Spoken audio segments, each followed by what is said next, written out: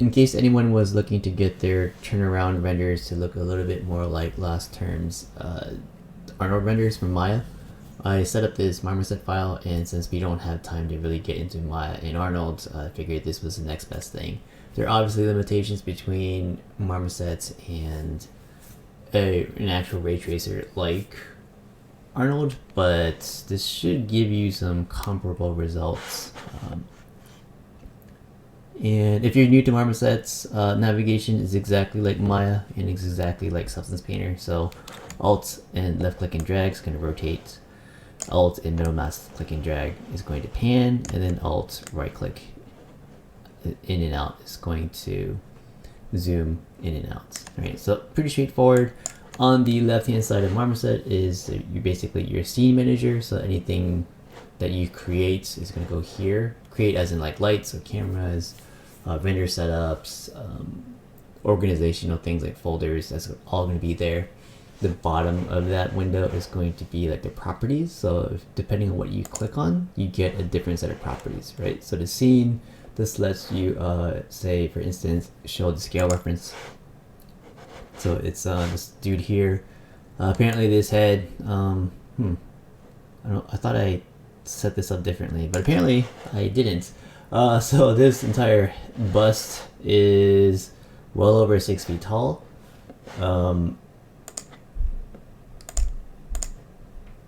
Interesting. It's the units are set to centimeters, and whatever you do,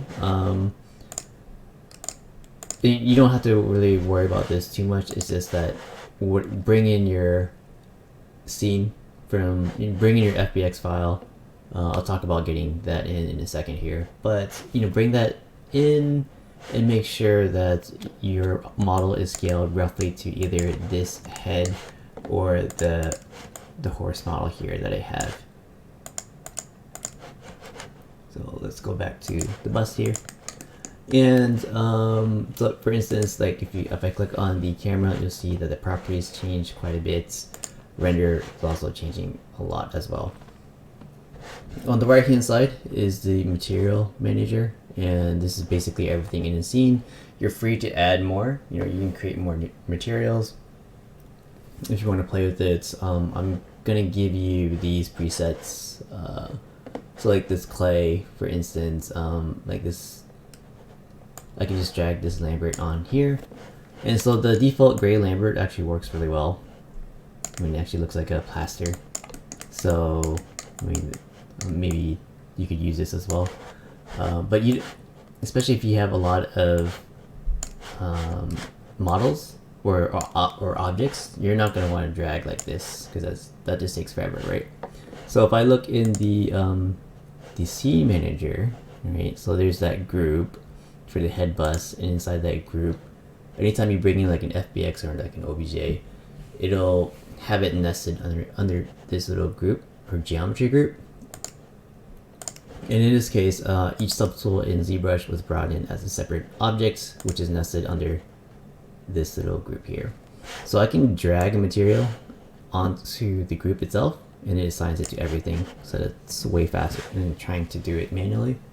And then real quick, I'm not going to talk too much about materials inside of Marmoset, but I can change the roughness if I wanted to make this like a wet or a shiny clay, or I can take that up to make it a little bit drier.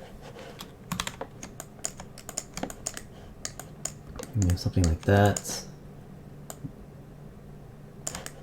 By default, Marmoset works in spec gloss, but I have changed most of these over to metalness roughness, so that's going to be like microsurface roughness and then gloss instead of roughness, and then reflectivity instead of metalness, it'll be specular. But let's not talk too much about materials, because that's going to take too long. And now you'll notice that in this scene I have provided for you 2 different cameras in addition to the main camera, and then 3 different lighting setups here, and then like this extra geometry thing like a floor, which will make more sense in a second here. So the point of this is for the main camera, that's where you'll be doing all your work, and this is where you would change lights if you need to. Just keep in mind though, when you're changing your lights around, that Marmoset records the movement of the camera as an action. So for instance, I'm trying to say this is the view I want to render from. I change the lights, or like I'm trying to figure out where this light's gonna go, and then I do something like that. I hit Control Z, it undoes that camera. Right, so you might have to undo more than you think you do if you're messing with lights. It's a little bit annoying, but that's just how it works. And then if you're wondering how to access these other two cameras, right, if I click on them, it just opens up the properties. It's the viewport on the top left. There is a camera drop down, so I can go from camera far and then camera head for the headshots, right? Notice though that the way the viewport looks is slightly different between, say, the head or the far shot and then the main camera. The main camera is more washed out. That's because post processes happen on a camera basis in Marmoset. So if I go to the camera head and I select this head, you'll see what that actually means. So if I can scroll down and there's a post effect tab. I have set the tone mapping to high gel. That just gives it a little bit more of a contrast. So if I do something like linear, see how it's very washed out. And then if I just take this back to high gel, I'm going to undo that because I think I have an extra modification there somewhere. You know, you're also free to play with the sharpening. You can sharpen this a little bit more so you get clearer render. And you know, I could decrease the vignette. For something like this, like a headshot, it does help to kind of focus the attention on the face. So I leave the vignetting pretty high. And grain is just going to add some noise, which I actually don't like. One last thing about cameras before we move on is like depth of field. You can focus the camera using the middle mouse button and clicking. So if I click on the ear, you'll see the ear comes into focus, and I can change the maximum bokeh size, so the maximum size of the blur, and then where exactly, like say on the far blur, how far forward does that blur encroach, and then the near blur is how far does it does the closer objects blur out to. I wish this was consolidated into the aperture like on a camera, but maybe this does give a little bit more control. So depending what you're doing, like if you did want that extreme depth of field, you'll have to play with figuring out where you're, you know, middle mouse clicking, getting your focus points, and then pushing the amount of the near blur and the amount of the far blur. In this case, I'm gonna middle mouse click on the eye again, and we'll bring that into focus. I'm gonna take the near blur because I don't want the depth of field to go crazy. You know, take the blur down a little bit just so we get a little blur around here and it's not too distracting everywhere else. Flare, I think is like lens flare kind of stuff. Bloom is also gonna be kind of like a light bloom, but I don't want to go too in depth with that, so I'll let you play with those settings here. In case I want to make sure I don't lose my camera angle, I can hit the lock button next to the camera, and that will prevent me from accidentally zooming in and out, rotating, or even changing some of these values. And then we can either turn that off, but for camera that doesn't really do anything. So if I go back to the main camera and then zoom out here, you'll see what the lighting setup really is, and these icons are very self-explanatory. You've got a camera icon for the camera, and then the light for the light itself. There is, I do have a fog volume, which is giving that fog light effect. If you don't like that, you can turn the fog effect off. But I did think if just gave a little bit of atmosphere to the scene, so I just have that set. You can play the settings here. They're pretty easy to understand. And then you can see what each of these light setups are. So the portrait light is, all the lights are kind of closer together and zooming in on the head. The turnaround one is for if you wanted to do turnaround shots of your entire body. So if I, for instance, I'll turn off the visibility of the head, I'll turn on the horse, and this is it here. So the portrait lighting setup doesn't work quite as well. I mean, I guess if I just rendered this and then rotated this model, but what I did was I set up this where the lights are further away, a little bit easier to see. And then I think for this kind of thing, it's useful to have that floor ramp, right? So if I go back to the camera far, contrast is a little bit boosted. I mean, I can also play with the levels and stuff like that inside of Photoshop, so I'm not gonna worry too much about this right now. But if you don't like this dark setup, maybe you like the light setup, and this is what the ramp is for. It's like that you get an even gradation in the background, and the purpose of the floor is to allow the light to bounce off and get into your model here. So I'm going to go back to camera head, and we'll turn on the bust, turn on the light setup, and since I don't like this light on the floor, let's turn the floor off as well. Just like that. Before we set or create a render, I'm going to go to edit and hit preferences, and then inside of preferences, I want to change the output folder to wherever you want it to be. So I think by default it's either your documents or your desktop, right? So just set that first. Hit OK. Go to capture, and then go to settings. And here you can pick your output resolution. I have it set it to like a 4K viewport. Or if you have your viewport set to something kind of funny, then you can hit match viewport. You know, do like an odd size for you automatically. And then we'll just hit OK. Just keep it simple. I'm going to save it as a target. There's no need to make this complicated. And then I can go to the capture menu and hit image, or I can hit F11. And you'll see it do its thing. And then inside of that exact folder, I can drag that into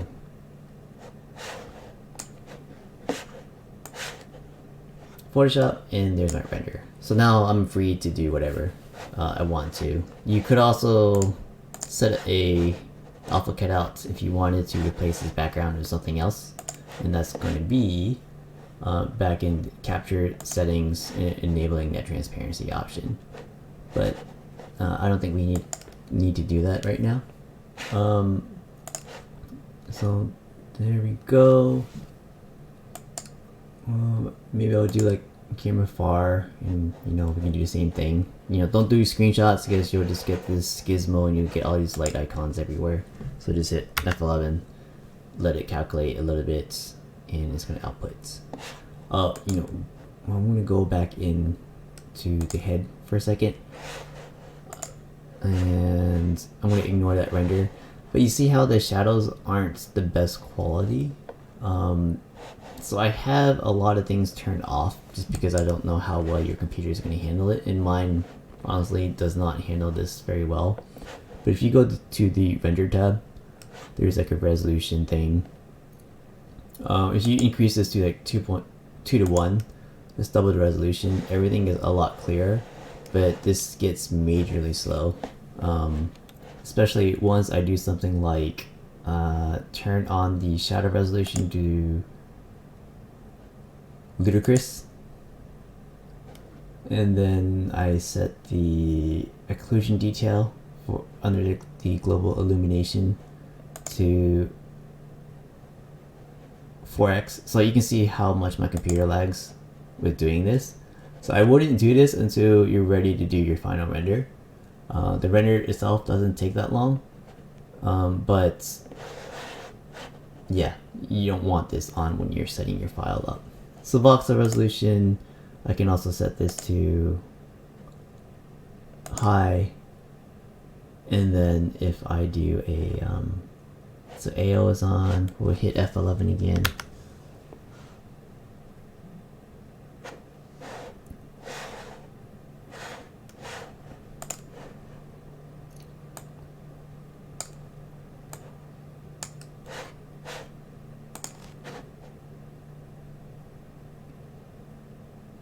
It may not have it recorded that, so let's try this again.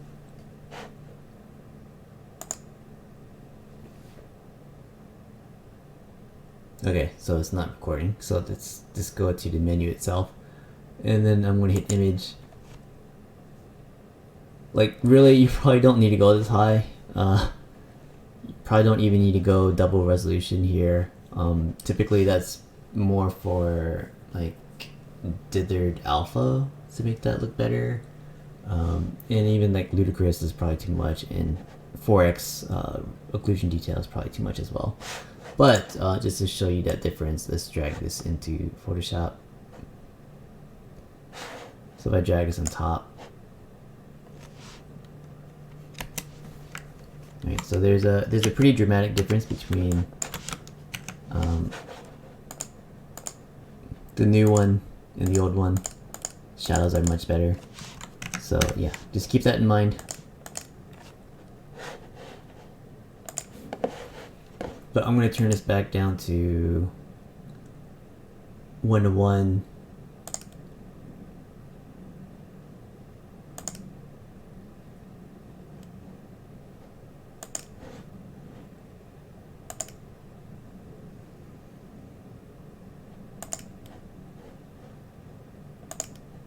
And then for now, I'll just set the shadow resolution to low.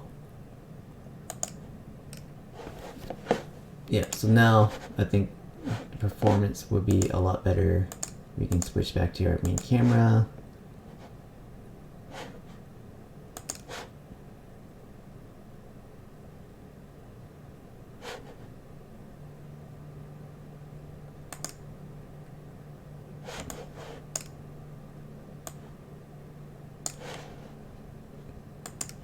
Wait, something else.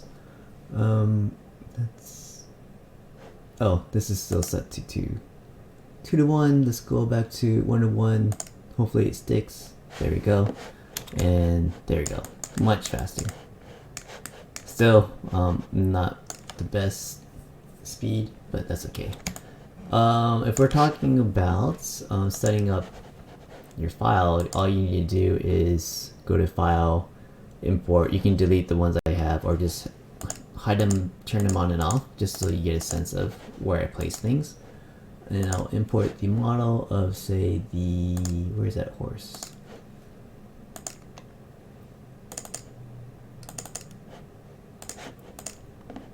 Yeah, so there's this one. And you'll see, so most of the stuff I'm bringing in is super tiny. So I have this horse, I hit Control F, and there it is. So it's really small because ZBrush is really small. And what I'm going to do is, with this selected, I can increase the scale of this object. So like if I turn on that horse again, what is the scale of this? So I scaled it up 75 times. So if I take this and I type that in 75, 75, 75.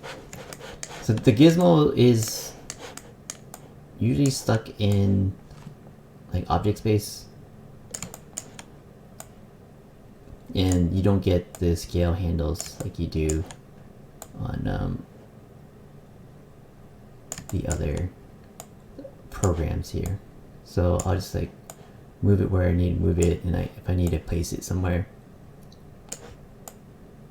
something like that. Let's hide this here, and let's go ahead and just assign that clay material there. I can select this entire thing. Remember, I don't want to select individually, just select the group. Control D, that'll duplicate it. I can offset this like, I don't know, 450 units in X, or 400 units in X. I can go back to the original, duplicate this, and we can do like a negative 300, or, and here I can rotate these just so we get different views. of our model all at one time. But if you want to just do this one by one, that's cool too. And so this lighting setup doesn't work here, so let's just zoom out so we can see everything, camera far. And then I'm going to hit, we'll turn off the portrait light, and I'll do the dark. I kind of like the dark one better than the light one. Oh, the light one's not quite working. If it's, oh, the light one isn't working because I need to turn the